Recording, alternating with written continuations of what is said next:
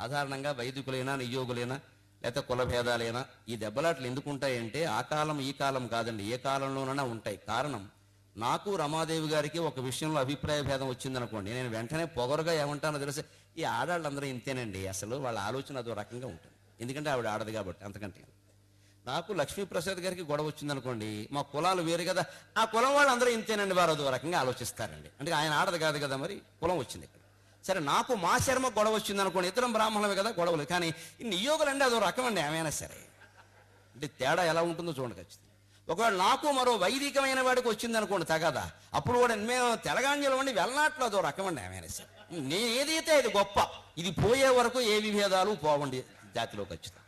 నేను ఎక్కడుంటే అది గొప్ప. ఒకవేళ ఇద్దరూ తెలంగాణలమైతే తెలంగాణ వాళ్ళండి అదో రకమండి, ఆంధ్ర వాళ్ళ ఉండరండి ఎలాగైనా, అప్పుడు మళ్ళీ ప్రాంతీయ భేదం. ఒకవేళ ఇద్దరు ఆంధ్ర వాళ్ళమే అనుకోండి, ఉత్తరాంధ్ర ఒక రకమండి, ఏమైనా గోదావరి జిల్లాలు గోదావరి